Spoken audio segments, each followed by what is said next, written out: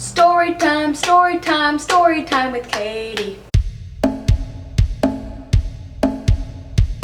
Hey guys, Katie here. So today I'm going to be doing a story video, and I know a lot of beauty gurus have kind of moved forward in the trends of YouTube and have stopped doing just beauty videos. So I'm going to give you a mixture of things in this channel. Since my name on here, let me clarify, is not Makeup Katie 95 anymore, and I'm sorry if you don't like that, but I'm Katie Legate, that's who I am, and that means that this channel is not just going to be beauty videos, but I still have a passion for beauty videos, so I'm still going to do those. I'm also going to do videos like these, where I sit down with you in my high necklines, in my necklace from Matthew, and talk about things that have happened in my life that are either crazy or just things that I've never really talked about on YouTube unless I've mentioned them on my vlog channel. Alrighty, so today I'm going to talk about my blood phobia and what I've had to deal with my whole life when it comes to learning, hearing, seeing, anything really that has to do with medical things and blood and needles. The Google definition of phobia is an extreme or irrational fear or aversion to something. So he had a phobia about being underwater. Okay, so he feared drowning. Anyway, so that is the definition of phobia, and I definitely consider myself someone who has a pretty mild to severe blood phobia that I'm starting to get better with as time goes on. So whenever people have phobias, they typically trace it back to a certain traumatic event that happened in their lives that caused them to have this irrational fear. For me, I don't have any event in my life that I can trace this irrational fear that causes a physiological effect to anything. I don't know what would have caused it. I grew up watching scary movies, so maybe the violence and the blood and the gore in those movies had some kind of negative effect on me in the end. But when I would watch those movies, I didn't have any physiological reaction to them when that happened. But when I would go to school and teachers would talk about blood, the heart, the circulatory system, I would pass out, and it sucked. Never fully gone unconscious, let's put it that way. When I say passed out, if I use that at any time in this video, it means that I got extremely lightheaded to the point where I could not really see anything and or fell down but didn't go unconscious, if that makes sense. I've always been fully aware. It is just the most sucky feeling ever if you guys have ever felt this way, and it is when all the blood kind of goes from your brain somewhere else and you essentially start to go unconscious. It's crazy to me that something as simple as a professor or a teacher talking about blood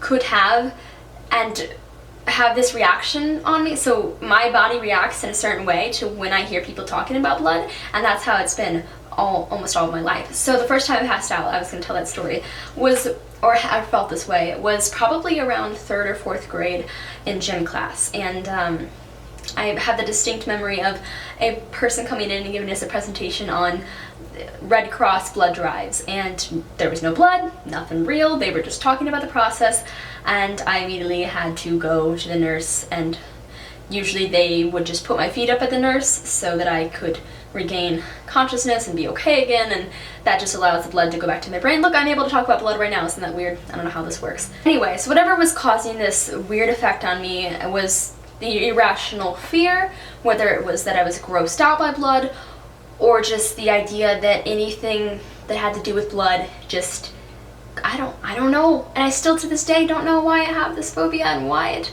happens, and I still even get queasy and lightheaded today when people talk about blood. And I can't take any medical classes because I fear that I will definitely pass out quite often in those classes. So I covered the first time that I passed out, and that went on for years. Middle school, it was a yearly, if not monthly, reoccurrence. Definitely happened at least a few times this semester when it came to middle school, and it sucked because I would be in class. It was an embarrassing thing to happen because the other students didn't have this problem. I didn't really meet anybody else who would full on have to go to the nurse and either be rolled down by your teacher in their rolly chair to the nurse or a wheelchair. I've had to been wheeled to the nurse's office in a wheelchair before, just because when you get super lightheaded you cannot walk, and if you try to walk you usually fall down, you're super dizzy, you're buzzing in your ears and ringing and everything's vibrating. It's pretty horrible. So anyway, it doesn't last long, and every time I would go to the nurse they would just, as I said, have me put my feet up. So that went on for years. And the story that I want to tell to you today is the time that I passed out in my biochem class. This was the last time I passed out in high school ever. I think it would have been the last time that I ever felt really super lightheaded, queasy, and it was pretty dramatic as far as I can remember it. There's an ambulance. Ambulance! I'm going to get on to the story now of senior year biochemistry when we were learning about the heart. I walk into class, there was a picture of the heart on the board. Granted, it was not a picture of a real heart, it was just an outline of the circulatory system, but I knew what to expect because I passed out during Bill Nye the Science Guy's episode about the circulatory system. That's right. I have, and I am ashamed of myself for that indeed. Anyway, there was a picture of the heart on the board. Casey, my best friend, was in the class with me. She sat across from me. The teacher, not professor this time, started talking about what we were going to be learning about, and I went into my habit of, if there is going to be blood talked about, I try to stay calm, and I know the technique. So usually it's tensing up my hands to keep everything going, blood flow to my head going well, or it was doing this with my ears so I can't hear what the teacher is saying. So in this case, I was doing this with my ears and I have my head down on the table and I know what it's like. I know when the feeling's coming on, and I know when it comes on, there's no reversing it unless I am to go lay down and concentrate on my breathing, or drink some water, whatever. So I've had enough experience in these episodes that I knew what to do. Put my head down. I really just didn't want to have to disrupt the class, so I was trying to stay concentrated on remembering that it's just him talking about it. Remember, this is just the mere description of just the circulatory system and blood in the heart, and that is what triggered it for me. So anyway, Casey was sitting across from me. She's like, "Are you okay?" And by the time that it started to get bad enough, I knew it was probably best for me to go to the nurse. Okay, so Casey, I tell her, please tell him, the teacher who's standing 5 feet away from me, to tell him that I need to go to the nurse. And so she does that, and she's like, "Oh, Katie's not feeling good." And then he's like, "Okay, you can go." And he didn't, usually teachers will have someone walk with me to the nurse's office, especially if I'm feeling lightheaded. So I got up too fast, first of all. That was my first mistake. And I was walking out the door, pushed the door open, and just fell. And I think Casey, he did send Casey with me. Now that I remember, that's the main part of the story. He sent her with me to walk me to the nurse. And as I was walking out of the door, I fell down. And that may have been the first time that I really don't remember a lot, but it was a split second, if anything. So I fell down, and Casey, my best friend, you guys have that, she's been in videos, and she lives in my apartment with me now, but she saw me fall down, probably thought I was dying, I don't know, screamed to the teacher, "Oh my God," and then she started crying. Casey started crying. Calls the nurse, and let me cycle back here. There's like 24 people in this class at the moment. That's a little exaggeration. No, there's like 15. Anyway, so there's people in the class, and they saw this all happen. They saw this all go down, or they heard it at least, because Casey's out there screaming and crying next to me laying down, and I'm like, "I'm fine." And I sit up, and I don't really remember the conversation with my teacher, but I know that the nurse came to get me in a wheelchair, and then I was like fine the rest of the day. You know, by the time that it all goes down, by the time that I go lay down in the nurse's office, it goes away within 10 minutes, and I'm not lightheaded anymore, and then I'm back on my way to the next class. So that is what happened back in senior year, and then ever since then I've had some mini episodes and problems with passing out.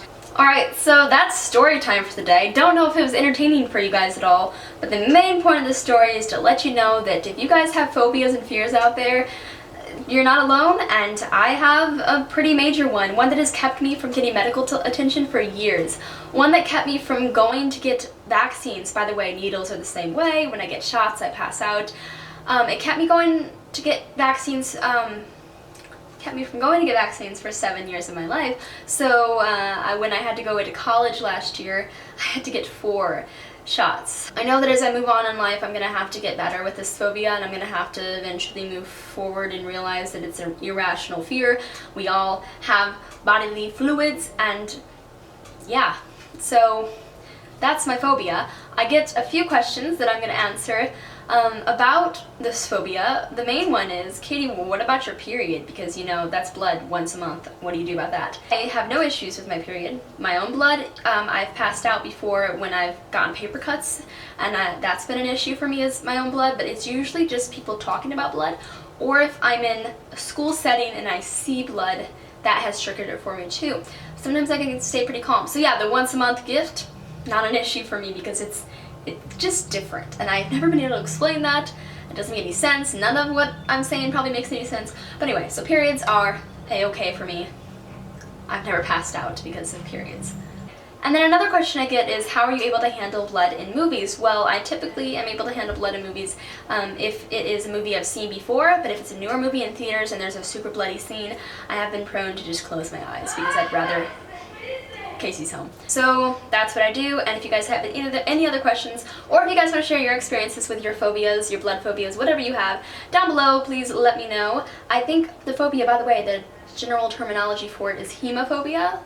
I've done some research, I have, and so yeah, that's what I consider myself to have, and it's gotten better over the years. So that's story time with Katie, and if you guys like this video, please let me know down below, and make sure you give this video a thumbs up, and let me know if I should do more videos like this. So yes, that is all I have for you guys today. Thank you so much for watching, and I'll see you next time. Bye! Mwah.